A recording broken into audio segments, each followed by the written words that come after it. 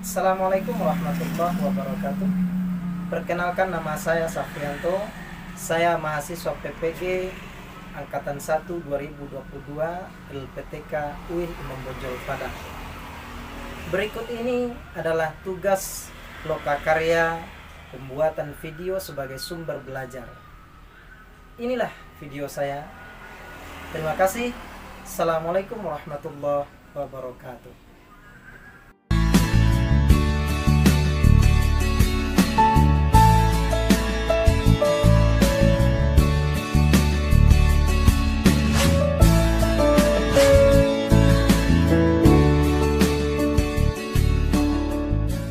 بسم الله الرحمن الرحيم.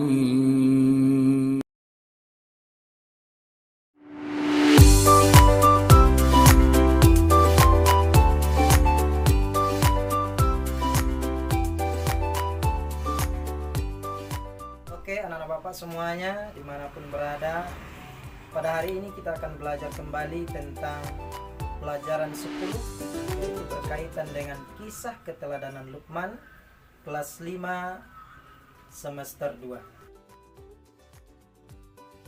Halo anak-anak bapak dimanapun berada. Untuk mengawali pembelajaran kita pada hari ini, marilah kita berdoa terlebih dahulu agar dalam menerima ilmu nantinya kita diberikan kemudahan oleh Allah Subhanahu wa taala dalam memahami ilmu tersebut. Mari kita berdoa. Bismillahirrahmanirrahim. Rabbi zidni ilma warzuqni fahma. Ya Allah, ya Tuhanku, tambahlah ilmuku dan berilah aku karunia agar dapat memahaminya. Amin ya rabbal alamin.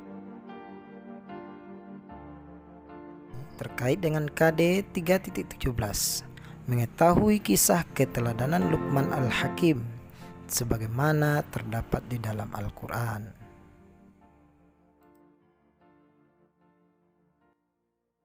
Adapun tujuan pembelajaran kita pada hari ini, setelah mempelajari kisah keteladanan Luqman Al-Hakim, diharapkan siswa mampu yang pertama meyakini kisah keteladanan Luqman sebagaimana terdapat di dalam Al-Quran. Yang kedua, menunjukkan sikap jujur dan peduli sebagai implementasi dari pemahaman kisah keteladanan Luqman. Yang ketiga, mengetahui kisah keteladanan Luqman sebagaimana terdapat di dalam Al-Quran. Keempat, menceritakan kisah keteladanan Luqman sebagaimana terdapat di dalam Al-Quran. Yang kelima, menyebutkan sifat-sifat dari kisah keteladanan Luqman. Baik anak-anak bapak semuanya, kita masuk materi yang pertama, yaitu bagian A. Siapakah Luqman itu? Luqman adalah anak dari Baura bin Nahur bin Tareh. Dia berkebangsaan Habsyi, berasal dari kota Sudan. Pekerjaan Luqman pada awalnya adalah tukang kayu, tukang jahit, dan juga menggembala domba. Ia kemudian diangkat menjadi qadhi atau hakim karena kebijaksanaannya. Ia menjadi guru Nabi Daud alaihissalam sebelum diangkat menjadi nabi. Dia memiliki kekuatan dan mendapat hikmah dari Allah Subhanahu wa taala, sehingga nasihat yang disampaikan kepada anaknya diabadikan oleh Allah dalam Al-Quran. Kemudian materi yang kedua, bagian B, Luqman banyak bersyukur. Sebagaimana Allah jelaskan di dalam surat Luqman ayat yang ke-12. A'udzu billahi minasyaitonir rajim. Bismillahirrahmanirrahim. Walaqad atayna Luqmanal hikmata an yashkur lillah. Dan sesungguhnya telah kami berikan hikmah kepada Luqman, yaitu bersyukurlah kepada Allah. Wa may yashkur fa inna ma yashkuru li nafsi. Dan barang siapa yang bersyukur kepada Allah, maka sesungguhnya ia bersyukur untuk dirinya sendiri. Wa man kafara fa innallaha ghaniyyun hamid. Dan barang siapa yang tidak bersyukur, maka sesungguhnya Allah maha kaya lagi maha terpuji. Terkait dengan materi Luqman banyak bersyukur, Luqman adalah seorang hamba Allah Subhanahu wa Ta'ala yang telah dianugerahinya hikmah, yaitu selalu bersyukur. Luqman selalu bersyukur atas nikmat yang ia peroleh. Syukur adalah berterima kasih kepada Allah Subhanahu wa Ta'ala atas segala nikmat yang diberikannya kepada kita. Allah Subhanahu wa Ta'ala telah menganugerahi Luqman ketaatan beribadah kepada Allah Subhanahu wa Ta'ala, memiliki perasaan halus, akal pikiran, dan pengetahuan yang luas. Baik anak-anak bapak semuanya, kita masuk kepada materi yang ketiga, bagian C, nasihat Luqman kepada anaknya. Yang pertama, jangan musyrik atau menyekutukan Allah Subhanahu wa Ta'ala. Hal ini dijelaskan Allah di dalam surat Luqman ayat yang ke-13 yang berbunyi, A'udzu billahi minasyaitonir rajim. Bismillahirrahmanirrahim. Wa idz qala Luqmanu libnihi wa huwa ya'izuhu ya bunayya la tusyrik billah innasyirka ladzulmun azim. Artinya, dan ingatlah ketika Luqman berkata kepada anaknya di waktu ia memberi pelajaran kepadanya, hai anakku, janganlah kamu mempersekutukan Allah Subhanahu wa Ta'ala. Sesungguhnya mempersekutukan Allah Subhanahu wa Ta'ala adalah benar-benar kezaliman yang besar. Mempersekutukan artinya menyerupakan sesuatu dengan Allah Subhanahu wa Ta'ala. Misalnya, menjadikan matahari sebagai Tuhan lalu disembah, membuat batu atau patung sebagai Tuhan lalu disembah, menjadikan kayu besar sebagai Tuhan lalu dipuja-puja dan disembah. Anak-anak bapak semuanya, nasihat Luqman yang kedua yaitu tentang berbuat baik kepada orang tua. Ini dijelaskan Allah di dalam surat Luqman ayat yang ke-14 yang berbunyi, A'udzu billahi minasyaitonir rajim. Bismillahirrahmanirrahim.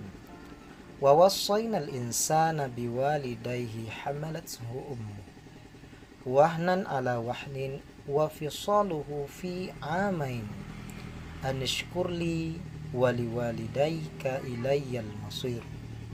Artinya, dan kami perintahkan kepada manusia berbuat baik kepada dua orang ibu bapaknya.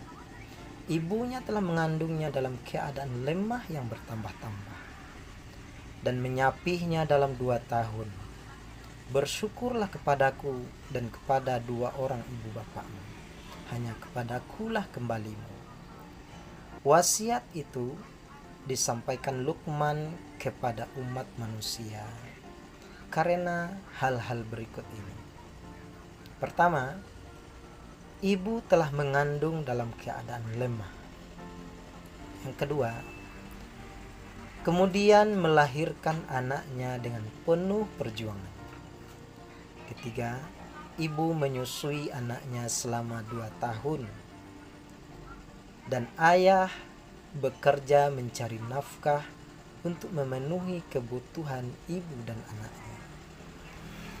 Ayah pun senantiasa merawat dan membimbing anaknya dengan penuh kasih sayang. Nasihat Luqman yang ketiga yaitu tentang ibadah dan berbuat baik.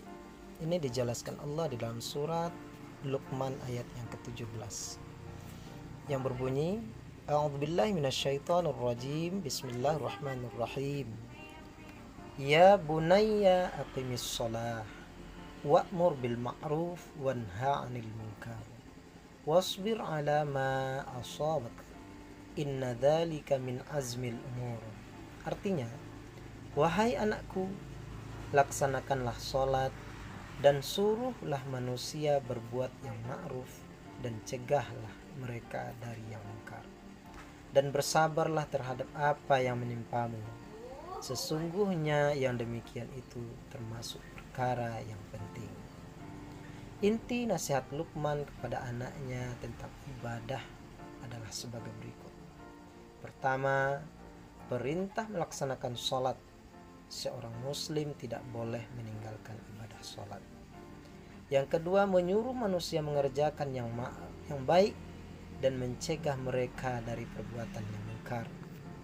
Yang ketiga, bersabar terhadap musibah yang menimpa.